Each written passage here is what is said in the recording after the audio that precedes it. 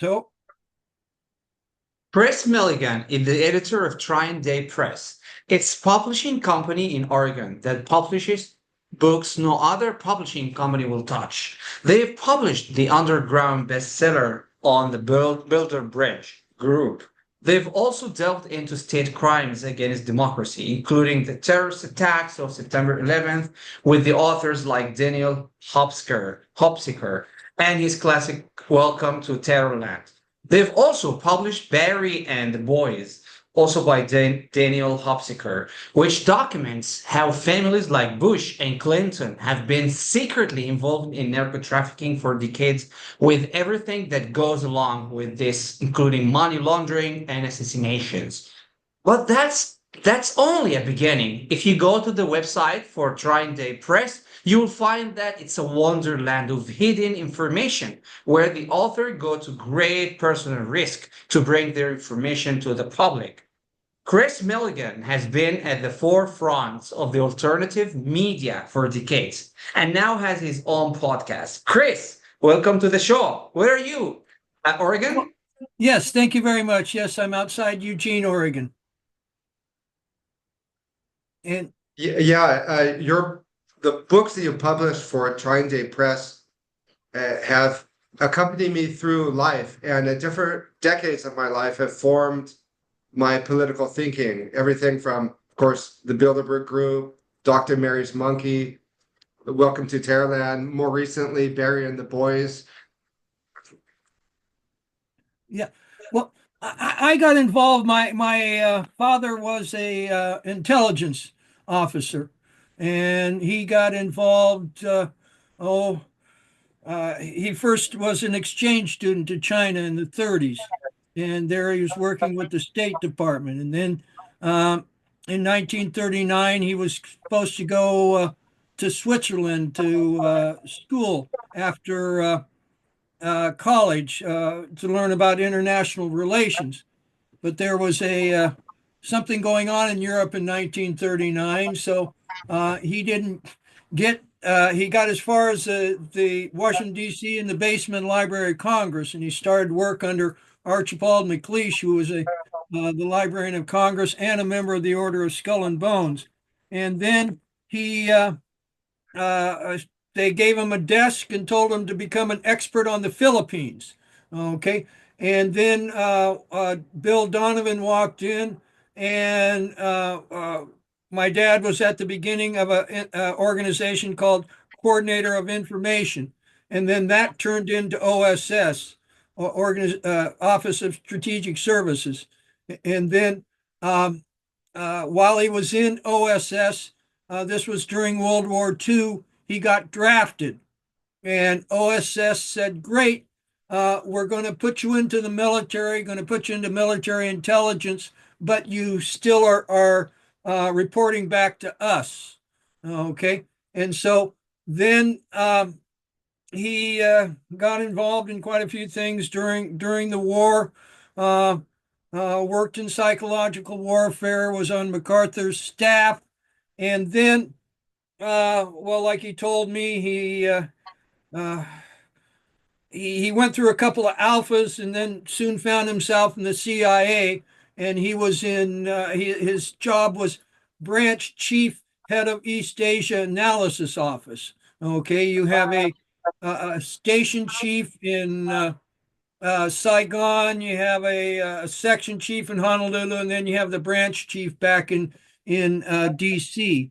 And then oh, a bunch of things happened, but uh, he made a trip in 1956 to Southeast Asia, and then after he came back from there, things changed. I was just a little kid, and we were told we were going to move to Rochester, New York, and then uh, that didn't happen. The farm we were on, the house sold. We moved to another house in Fairfax, and then we all of a sudden my dad was made a vice president of a college, and and we moved from Virginia to Tennessee, and then.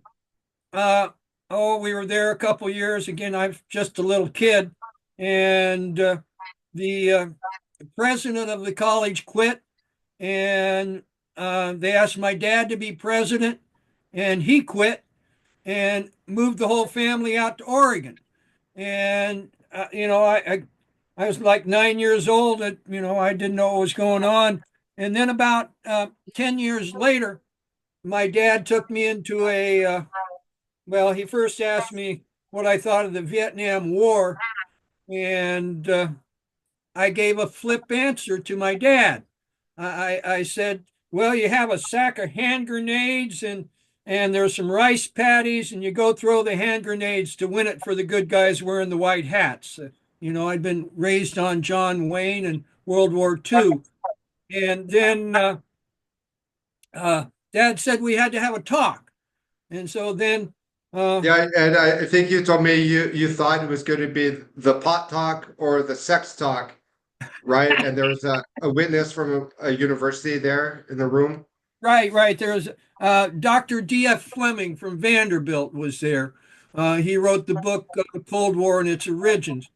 And at that point, my dad, his first words out of his mouth were the Vietnam War is about drugs. There's these secret societies behind it. And I'm thinking my dad's talking about the mafia. I mean, that was the only secret society I could think of.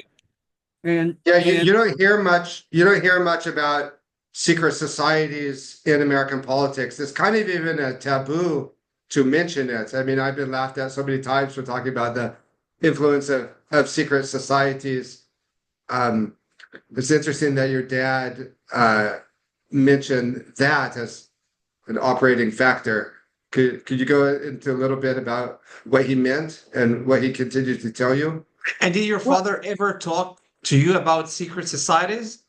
well, that was the talk. Like I said, he said the Vietnam War is about drugs. There's these secret societies behind it, and then he said, and communism is all a sham. These same secret societies are behind it. It's all a big game.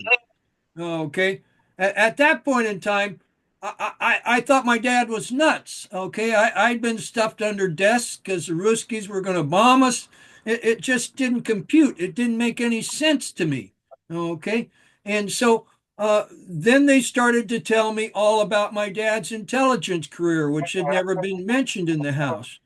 And then they started talking about how, quote unquote, they were playing out a lose scenario in Vietnam.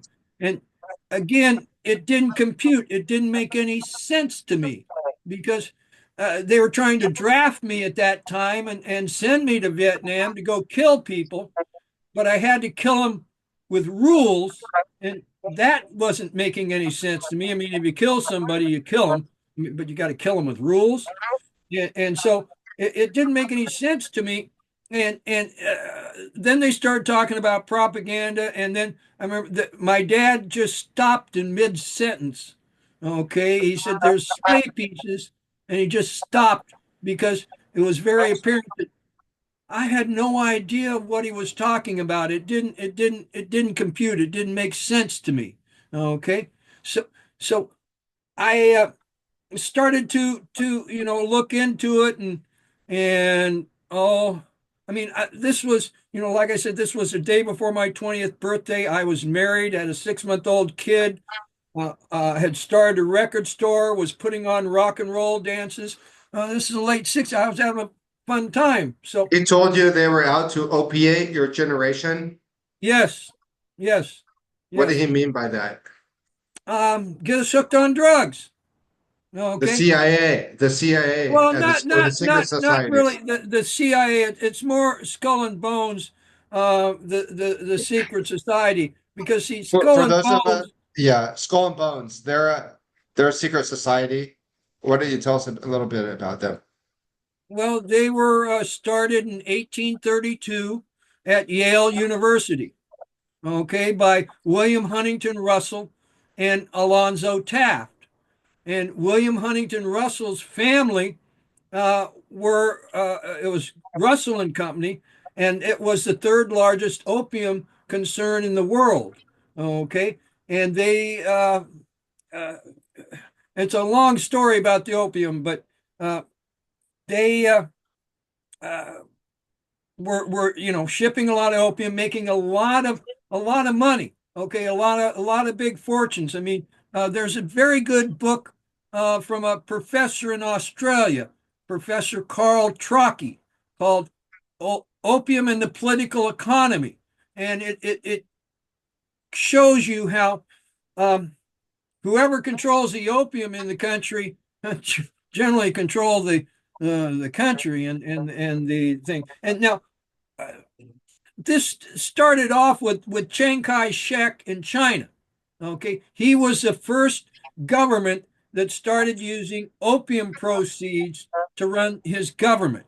Okay, and there was some Americans there that were helping him in World War II, and they learned about this, and so they started, doing it themselves so that they wouldn't have to ask Congress for money. They could use this money for their Black proxy war. budgets, black Yeah, budgets, for proxy the wars. black budget, right? That's And, that's that's a recurring theme, like Nicaragua in the '80s when the yes, CIA needed, and right, that's something you published a lot about, like with Barry and the Boys, Daniel right, Hopsicker. right, So, yeah, right. yeah. And you see, um, drugs have been coming into this country, since the 1800s. Okay, some of them come in through mercantile things, some of them come in through military, some of them come in through diplomatic missions. Different ways, and then uh, so one thing that George H.W. Bush, a member of the Order of Skull and Bones, okay, as vice president under Reagan, one of his jobs was to take all these different drug trades because uh, they were starting to step on each other's toes. Okay, so he tried to coordinate those and kind of make them semi-official and run them through Arkansas, run the money through Arkansas through the bond markets there, and really see Clinton was a lieutenant in the Bush crime family. Okay, and then one thing that's happened, okay, because um, drugs are very corrupting. Okay, because uh, you can make lots and lots of money because they're illegal. Okay, so with that money that you make, you start corrupting, you start passing it out, and start corruption. And we have the situation now where criminal gangs in countries, because of the drug trade, they become so strong. The criminal gangs have even taken over the countries. Okay, and so and now I mean it's not just the CIA that is running drugs. Okay, every intelligence agency in the world is involved with drug running because it gives you free money. Okay, and if people are in the position to do that, uh, they generally do. That's one thing that Daniel discovered. One thing that he would talk about a lot was, you know, the drugs are being run by all the different intelligence agencies. Then he was What like was it like? Oh, Gangster Gangster Planet. Planet. Yeah, that's Yeah. Daniel Hopsicker. What was it like? Did you ever meet Daniel Hopsicker? Do you ever meet these people that you publish their books? Oh yeah, Daniel. Well, see, I was running an email list called Conspiracy Theory Research List, and then I also started a email list called CIA Drugs, and Daniel was on that, and we'd become friends. And then I started putting on um, CIA drug symposiums, and Daniel came to those, and that's where we met. And then What year was this? Had you already started publishing? no, this was about 1999, I believe. Okay. 1999. Okay. Yeah, we did When one in did you Eugene. publish? When did you publish your first book? That was Burying the Boys, and I Oh, did that was that the about, first one. yeah, 2000. Yeah, Daniel, uh, you know, uh, he sent me an email one day, said, my book's been with an agent in New York, and nobody's going to publish it. It's been there for 2 years." And I said, "Well, Daniel, they tell me that I've got a computer on my desk and I can make a book." So, Interesting, interesting. I just read Burying the Boys this year, uh, and it really, or last year, and it really filled in the role of the Clintons and the Bushes in the narco trafficking. Why don't you tell us a little bit about Barry Seals, who Barry Seals was? well, Barry Seal was a kid who liked to fly an airplane. Okay, he started flying planes when he was in high school. Okay, I mean, sometimes he would, instead of take a car to go see his local high school, play a game over there, he would fly over there. And actually, he flew Johnny Rivers around, a American music guy. And then he started to run guns to Castro, okay, in Cuba. Okay, it was some of his first things. And then, oh, The he Western got Interesting involved guy. in the drug trade, and also was working for the intelligence services. He was flying planes into Mena, Arkansas, full of cocaine.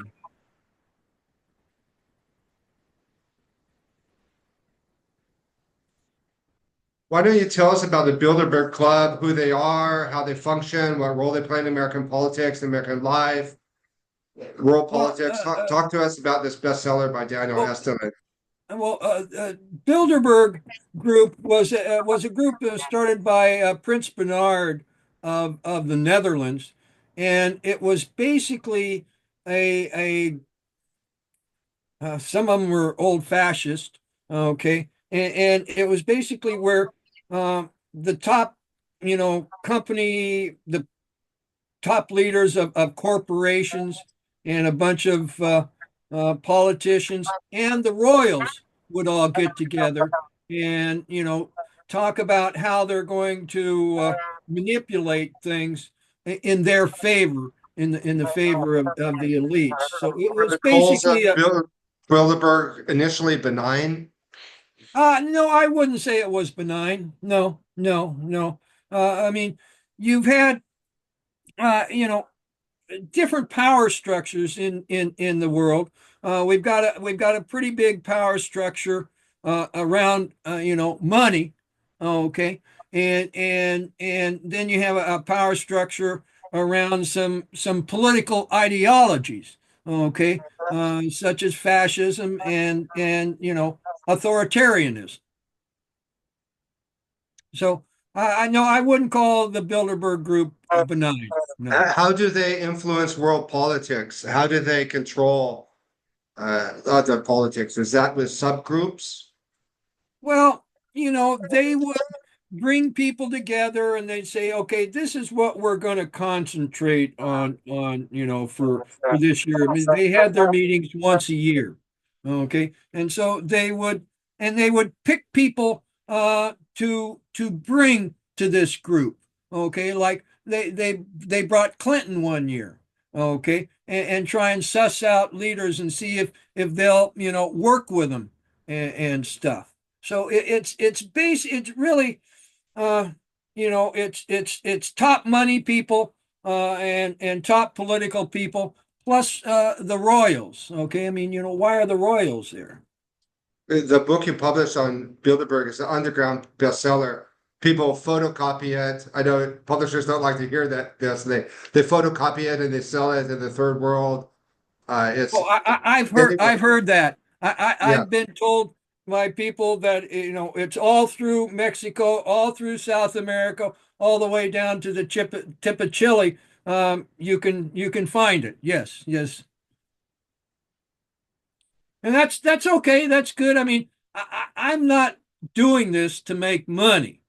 Okay, I'm doing this to try and understand how the world really works. Okay, and have discussions and look at it. Yeah, when discussing the different possibilities of the Kennedy assassination in terms of who did it, some point to the mob, others point to Cuba, while still others point to elements within the intelligence apparatus. However, I understand it once in a while the role of secret societies are mentioned. Yes, yes. When I look at here's how the secret societies run the world, okay, or try and run the world. The top level is mining, metal, and money. And you think about it, and it kind of makes sense. If you control the mining that the metal comes from, that the money's based on, you're in a good position. Okay, I had an author that could affect that. I got his book out. He was dead in 7 days. Okay, he got run over by a hit and run lorry in London, and that's called book is called Calling All Angels. Okay, Wait, and you said he knew how to affect the mining business? right. He was a gold mining engineer. His daddy was a gold mining engineer. His grandpapa was a mining engineer, and he, like I say, it's called Calling All Angels. It's about the death of his Aunt Jane Stanford, who husband started Stanford University. But then, okay, so mining metal and money, and then the middle layer is a very active layer, and that's drugs, guns, and oil. Okay, and it was a guy from Skull and Bones who actually sent uh, a gentleman here by the name of Drake to Pennsylvania to make the first oil well. Okay, and they've controlled the drug trade since the 1800s, and then um, arms. Connecticut, where Skull and Bones is based, is where they started making the submarines. They started making the helicopters. GE is based there, makes all, and a bunch of the rifle manufacturers are there. So it's very heavily um, armaments manufacturing. And then where this meets the road is media, because they've got to control what you're hearing. They got to control the media, and then movies slash music. They got to control the culture or it'll bite them. Okay. And then the very last one is quote unquote magic. Okay. Their ability to hoodwink us and their preponderance on using mass trauma rituals to keep us in line. Like The September Kennedy, 11th?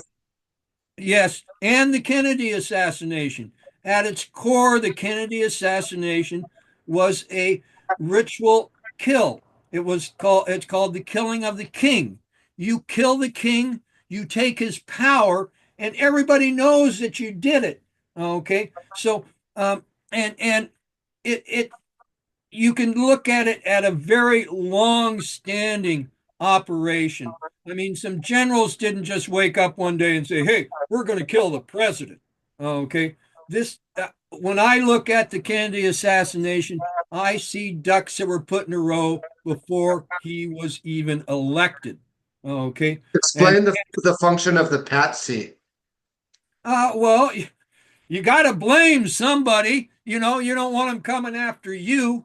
Okay. I mean, it's just like in 9/11, your patsies were the guys piloting the planes. I mean, those planes, they didn't pilot it. They were on radio. There was a radio control on it there because you don't want somebody saying, "Oh, wait a minute, I don't want to die and pull up and not hit the buildings," right? Okay. Remote So control. they're Remote radio. control. Right, Remote. right. Radio control. Or do you think they downed the planes and then just used missiles? No, no, they used actual planes. They, The they, the airline planes? yes, they used the actual airline planes. I mean, I got to sit and watch, people come up with all kinds of, oh, there was no planes in the Pentagon, no planes in New York. They were UFOs. They were what, that's BS. Okay. I mean, and what that does is it makes people, uh, that say there's something going on with 9/11 honestly to look ridiculous because they come up with these ridiculous proposals. Hmm. So, if you're going to speak of conspiracies of crime, which word do you think gets more to the heart of these events, like the Kennedy assassination? Well, I think a study of the secret societies and their objects is one thing that I found. I mean, my dad, when he talked to me, he just said secret societies. He didn't say skull and bones. Okay, it took me 20 years to figure out that he was talking about skull and bones because it just, a lot of the stuff that he told me, it didn't make sense to me. I didn't understand it until I came across Professor Anthony Sutton's book, America's Secret Establishment, an introduction to the Order of Skull and Bones. And then, see, they're called the Brotherhood of Death. And one thing that I found, I mean, the basic secret society, okay, I mean, Skull and Bones is uh, output of a German club. Okay, I mean the guys who started it were at the University of Berlin. Okay, and they came back, and this was a chapter of that secret society. And then they also have sister societies in China. Okay, because just when they are, you know, yeah, they're making some money on the opium uh, over here, but also there's people in China that were making big money too. Yeah. Do you have a favorite book of all the books how many books have you published? You must have a favorite. Oh, about 180. And well, Do you read them one, all? That must yes, give you a I've read different them all. perspective. I mean, I've got a huge library, 5,000 books, and I like books. I like to read. That must I can't imagine the perspective you must have from reading all the books you publish. Well, and that's important thing. I mean, I tell people two things. I tell, caveat lector, be aware of what you read. Don't be afraid to read something, but but uh, you know, don't base everything just on one book. Okay. One Sure. thing that I found out is that, there's lots of different perspectives, and, everybody brings something to the table, you know, and so I can't recommend just one book because one book isn't going to explain it all. Mhm. Okay. And I saw that one of your most recent ones was The Manchurian Journalist. That title really caught my attention. What is a Manchurian journalist? Well, the Manchurian Journalist, it's really it's kind of about Scientology. Okay, this guy was um, Scientology had approached him to do some writing for him, and he did some writing for him. And I mean, it's not an anti-Scientology book, but it's just about um, he's writing about this guy who he wrote like the Looming Tower. I can't think of his name right now, but he was a big expert on 9/11, and giving more of the establishment view. And he shows where this guy was basically, uh, you know, favored by the intelligence agencies all along and brought to his position. Okay, to Operation influence. Mockingbird? Kind of like a Mockingbird thing. I mean, Mockingbird Yeah. was a particular operation that went from here to there, but it's something similar to that. Yes. Do you see that over the years that there's been a opening of the American mind in terms of they're now more accepting of these kinds of things? Do you see kind of any changes in the culture to accepting that there's state crimes against democracy? Well, That it's kind of there's being more some, out in the but open. we're in a very toxic environment here in the United States. I mean, we've been subjected to psychological warfare for generations. Okay, most of the world has, and um, you know, we've been very, very much divided here.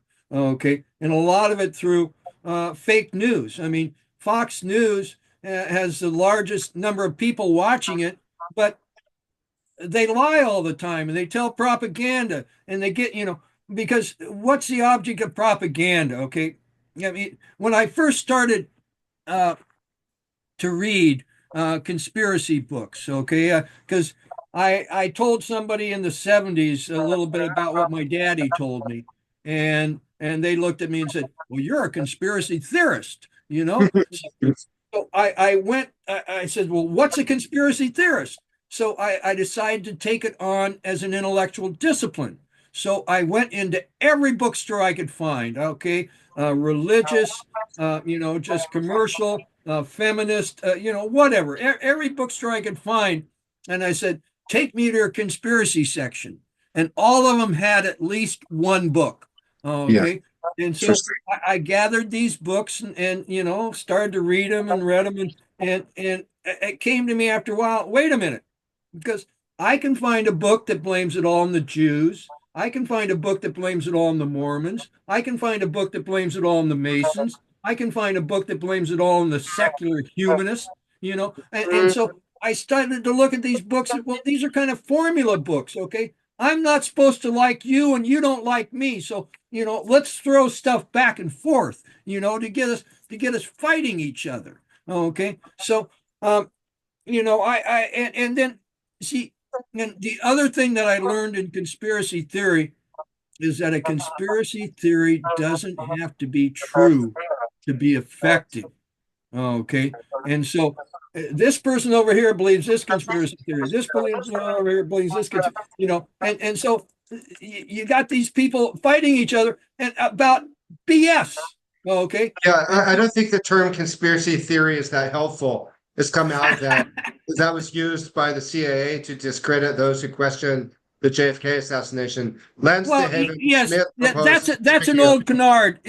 Conspiracy theory is older than that, but yes, the yeah, CIA encouraged to call people conspiracy theories so that people would think bad about them because we aren't Lance, supposed to believe in conspiracy theories. We're supposed to believe in facts and whatnot. But right now, it's people are creating all kinds of different narratives. Okay, I mean, because that's all a conspiracy theory is a narrative. Okay, is A went to B to C. Okay, so but there are real conspiracies. Okay, crimes. Lance DeHaven Smith spoke of state crimes against democracy, and he said that we should use that instead of conspiracies because the word conspiracy kind of means uh, offhand that it's not true. That's how people hear it. yeah, yeah, yeah. Well, I I've spent 40 years being called a conspiracy theorist. Okay, So it and doesn't face you. well, you don't enjoy it. You don't enjoy it, and I would have stopped my research, just because of that if it hadn't been true. Okay, but I kept finding, well, yeah, there's something true here. There's something real here. Yeah, yeah, because. Um, conspiracy happens, and I mean, and it's not just state crimes, but people conspire to steal money from people, through mercantile means, through all kinds of different means.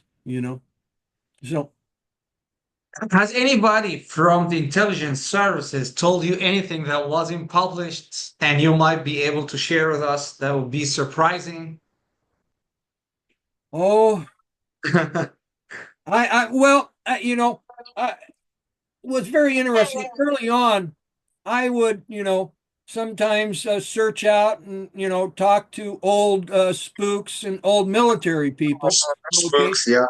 Like your And we father was would, a spook. figure out, oh, these military people say, oh, that's what I was doing 20 years ago. Okay. Because, they're controlled by compartmentalization. Well, because of the internet, okay, it's been harder and harder to compartmentalize people. And so starting about 5 years ago, I started getting calls from military people and spooks because they were figuring out and they were just trying to get some confirmation. And this one guy I met, he was a trainer for SEAL teams.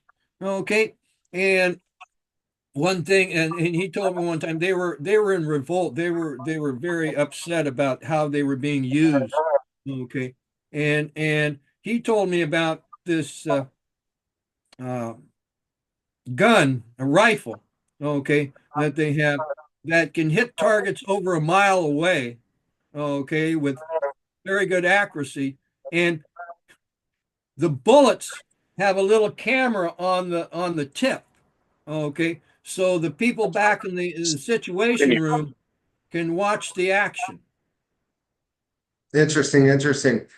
Well, we want to get your take on current events because there's a lot that's been happening geopolitically with the war in Ukraine, and the political culture in the United States seems to be changing with the second Trump administration.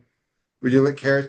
We know you're not a fan of Trump, so we'd like to get your take on current Well, events. you know, I'm going to go off a little bit here. There's there's a group around that I've observed around Putin and Netanyahu. Okay, there's a Jewish sect. They wear fedoras. Okay, and and you know they've been working very hard for many years against the United States of America and our Constitution. I mean, there was people starting working against our Constitution before the ink was dry. Okay, and it's my contention that one of the reasons that Putin um, invaded Ukraine, okay, was to create war on the world stage, okay? Because war is not popular, is it? I mean, people don't like war. They'd rather have peace, okay? So Putin starts that war, and it makes some uh, make some waves, but it wasn't enough. So then you have Netanyahu do the stuff in Gaza, okay? Because what that did was it suppressed the vote. A whole bunch of Americans, more Americans didn't vote than voted. Okay, so you had a situation here, and no, right now America just, I mean, Trump and Musk, there isn't really a change in American things. It's it was done through collusion and other things. But But this, if you saw Trump today talking with Zelensky, I mean, he acts like a mob boss. Okay, and because you go back and you look at his history, and he is not to be trusted. And I apologize to the world for Mr. Trump. And uh, okay.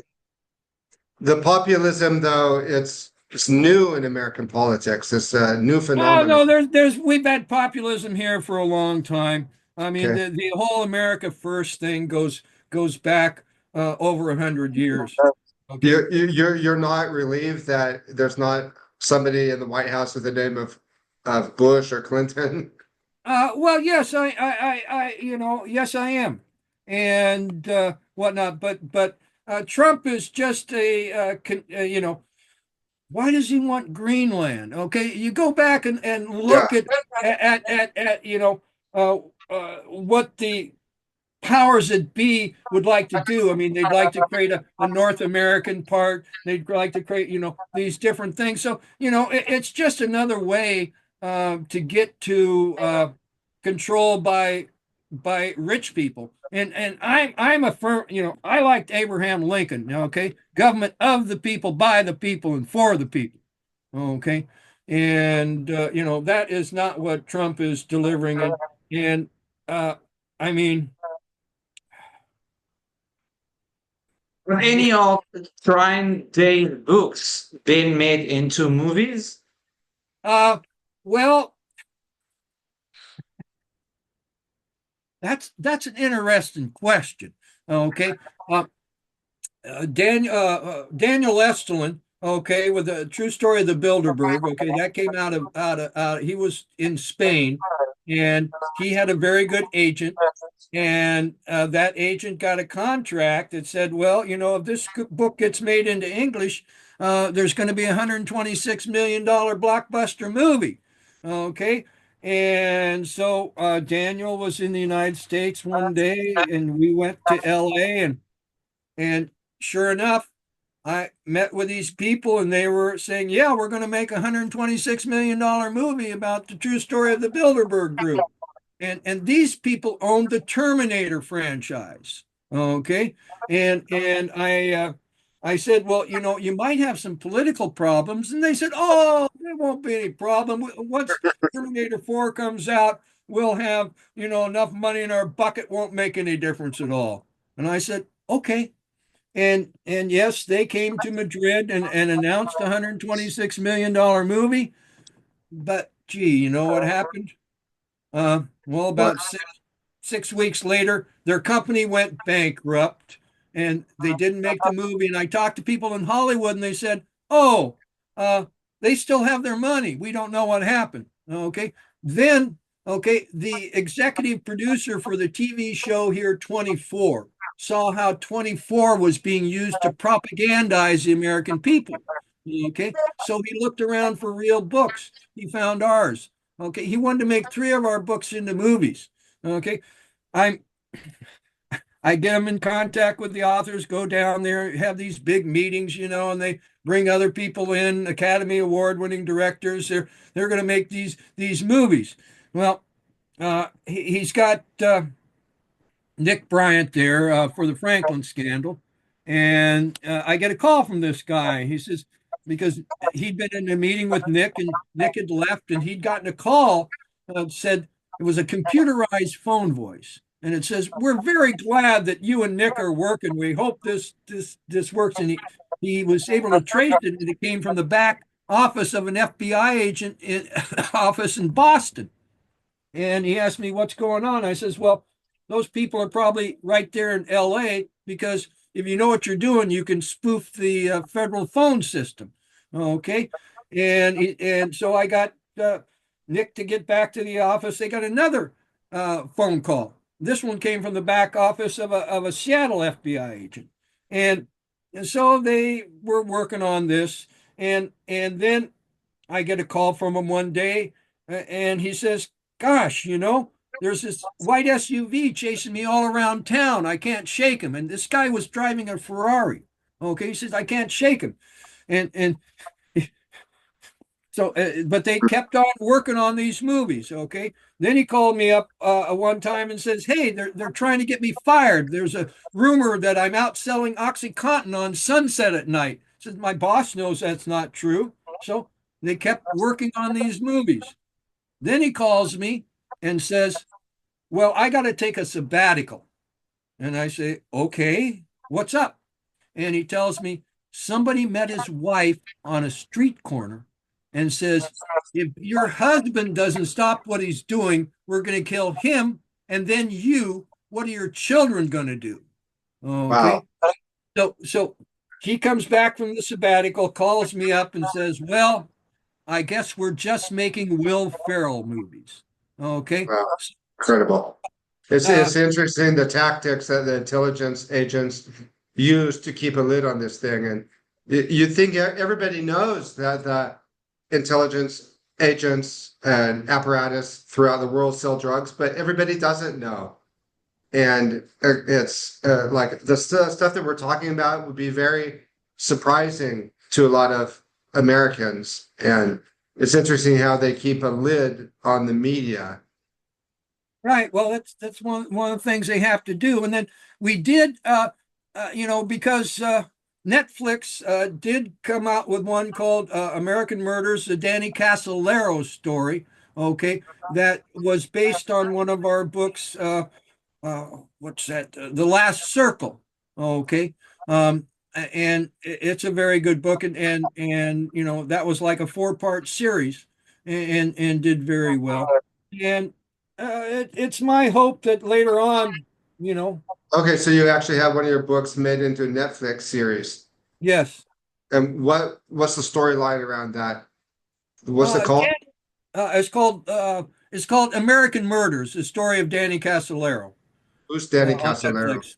Yeah, Danny Casolaro was a investigative journalist here who was killed.